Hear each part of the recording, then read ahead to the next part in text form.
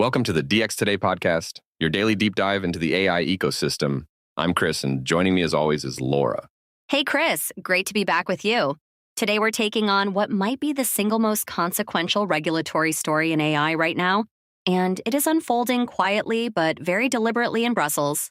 Quietly is the right word because the story does not have the glamour of a frontier model release or a splashy venture round, but the stakes for every AI company operating in Europe are absolutely enormous. Let's set the scene for everyone listening. The European Commission published what is formally called the Digital Omnibus package back on November 19th, 2025, and we are now in April of 2026, watching the legislative process unfold in real time. And the word omnibus is doing a lot of work in that name, because this single legislative package proposes targeted amendments to the AI Act, the General Data Protection Regulation, and several other digital rulebooks all at once.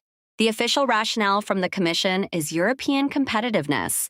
They want to reduce administrative burdens by at least 25% for all businesses and by at least 35% for small and medium-sized enterprises by the year 2029. Those are real numbers with real teeth, and they signal that Brussels has finally heard the complaints from European industry that the compliance cost of AI Act readiness has become, in their words, genuinely crushing for everyone below the hyperscaler tier. The single biggest change that is getting headline attention is the proposed delay for the high-risk AI system rules, which were originally scheduled to kick in this August, specifically on August 2nd of 2026, for most obligations.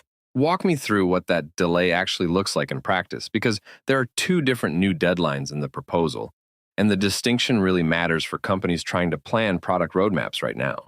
For standalone high-risk AI systems, meaning those listed in Annex 3 of the AI Act, the compliance deadline is proposed to move no later than December 2nd of 2027, which is roughly 16 months after the original date. And for the second category, the high-risk AI systems that are embedded inside regulated products covered by Annex 1, we are looking at an even longer extension out to August 2nd of 2028, which is nearly 2 full years of additional runway. But here is the nuance that most of the headline coverage is missing. These new deadlines are conditional. They only apply once the Commission formally confirms that adequate compliance support, primarily harmonized technical standards, is actually available in the real world. That conditionality is fascinating because it essentially admits in writing that the original August 2026 deadline was unworkable. The standards needed to comply with the AI Act simply are not finished, and that is not the industry's fault alone. Exactly, and that is the elephant sitting right in the middle of the room. CN and Senelec, the European standardization bodies, have been working feverishly on AI Act harmonized standards for nearly 2 years with very limited public deliverables to show. So the Commission is effectively saying in this package, we set a deadline that we could not support with finished standards.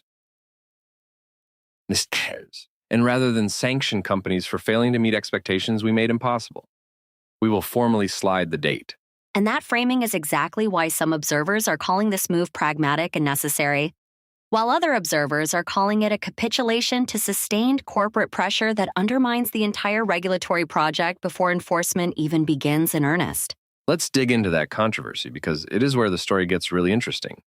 What are the critics actually saying about the digital omnibus, beyond just the question of the timeline extension? Amnesty International put out a pretty blistering piece earlier this month in April, arguing that the European Union is rolling back hard-won digital rights specifically in order to, as they put it, feed AI companies with more data. That is a heavy charge coming from a major human rights organization. What specifically is Amnesty pointing to in the package? Because it sounds like they are focused on more than just the AI Act implementation delay. That is correct. And this is where the proposed GDPR changes become absolutely central to the debate. The Commission is proposing to redefine what legally constitutes personal data in a way that could significantly narrow its protective scope going forward. Redefining personal data under the GDPR is not a small technical edit. That definition is the foundation on which the entire European privacy framework was built over the last decade, and it anchors almost every downstream obligation for data controllers. The Commission frames the redefinition as providing legal clarity for AI development, particularly around what counts as personal data when you are training models on massive web-scraped datasets or inferring behavioral attributes from anonymized or pseudonymized inputs. But the critics argue that narrowing the definition effectively lets AI developers claim large categories of training data are not personal at all. which means the GDPR protections fall away entirely for that data, even if it originally came from individuals. The Jacques Delors Center, which is generally pro-European integration and not a reflexive critic of Brussels, called the digital omnibus a clear step in the wrong direction and warned it could undermine Europe's global leadership position on tech governance standards. That is striking commentary coming from the Delors Center, which typically argues for stronger rather than weaker European frameworks. When your natural institutional allies are publicly worried, that is a signal worth paying serious attention to. There is also a third major piece of the package that deserves attention, which is the new carve-outs and simplifications being introduced specifically for small and medium-sized enterprises, and importantly, a new category called small mid-caps. The SMC category is actually new terminology in this regulatory context. Can you explain what a small mid-cap is, and why the Commission has decided to extend AI Act benefits to this group specifically in this particular package? Small mid-caps are companies larger than traditional semis but still below full enterprise scale, sitting in that awkward middle tier. The Commission wants to give them the same simplified technical documentation requirements that SMEs already enjoy under the existing AI Act. That is arguably the least controversial piece of the whole package, because European industrial policy has long recognized that mid-sized firms often carry disproportionate compliance burdens, compared to either small startups with lighter rules or true multinationals with full legal departments. Penalty considerations get adjusted too. The Commission proposes that enforcement authorities must give special weight to company size, available resources, and good faith compliance efforts when calculating fines under the AI Act regime going forward. Here's what I keep coming back to throughout this analysis, though. Is this package genuinely about making the rules work better in practice? Or is it primarily a political response to the competitiveness narrative being pushed hard by industry? The honest answer is that it is probably both, and that is what makes this story so hard to cleanly evaluate in a single take. Mario Draghi's competitiveness report last year landed like a grenade in Brussels policy circles. Draghi essentially argued that Europe is being regulated out of the AI race, that the compliance overhead is pushing innovation to the United States and China at a pace that should be deeply alarming to European policymakers and citizens. And that narrative has real political momentum behind it now. Ursula von der Leyen made competitiveness a centerpiece of her second-term agenda, and the digital omnibus is the single most concrete legislative output of that strategic shift so far. But the counter-argument coming from the digital rights community is that Europe's genuine competitive advantage was never going to be raw compute or venture capital. It was always going to be trust, and trust is generated precisely through robust regulation. That is the Brussels effect thesis, which says Europe leads globally not by building the biggest frontier models, but by setting the rules of the road that everyone else eventually adopts, from California to Singapore to Sao Paulo and beyond. If that thesis is right, then weakening AI Act implementation is actually self-defeating, because it erodes exactly the differentiator that made European digital regulation globally influential to begin with, and cedes the governance narrative to other jurisdictions entirely. There is one specific piece that is worth flagging for our listeners today. Member states are still required to establish at least one AI regulatory sandbox at the national level by August 2nd of 2026, and that deadline did not move at all. That sandbox deadline staying put in the digital omnibus is telling, because it shows the Commission still wants the experimental compliance infrastructure in place on schedule, even as it formally delays the enforcement of high-risk rules across the whole market. Let's pull in the American comparison because it really sharpens the global picture in an unexpected way. While Europe is debating how much to slow its AI rules, individual U.S. states are actively moving in the opposite direction toward tighter rules. Colorado's AI Act took effect this year for developers and deployers of high-risk systems, with an explicit focus on preventing algorithmic discrimination, documentation requirements for risk management, and transparency disclosures when consumers are directly interacting with an AI system. And Texas followed with the Responsible Artificial Intelligence Governance Act, which took effect January 1st of 2026. That is a politically red state passing meaningful AI regulation, which frankly surprised a lot of observers who expected federal rather than state action.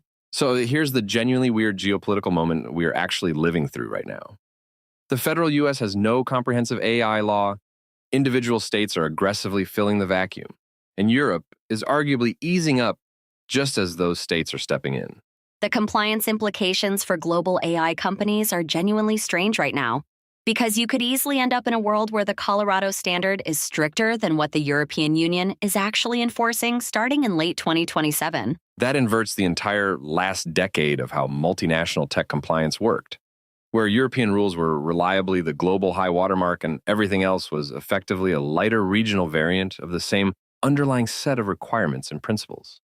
There is another important procedural piece I want to highlight. The Commission ran a formal digital fitness check consultation that stayed open until March 11th of 2026, gathering detailed input from industry groups, civil society organizations, and European academics.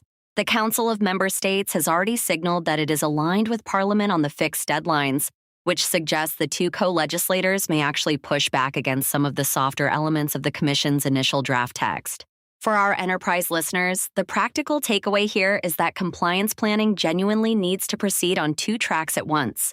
You have to prepare for the rules as originally written and for the potentially softer rules as possibly amended. Because if Parliament restores stricter terms during the final legislative negotiation, companies that bet everything on the Commission's softer initial draft are going to find themselves badly exposed and behind on compliance preparation when enforcement actually begins in late 2027. And for startups and smaller scale-ups, I would actually flag the SMC expansion as a potentially meaningful opportunity to watch closely. Those simplified documentation requirements could be the difference between viable compliance and needing a full dedicated legal team. Let me ask you the big picture question here.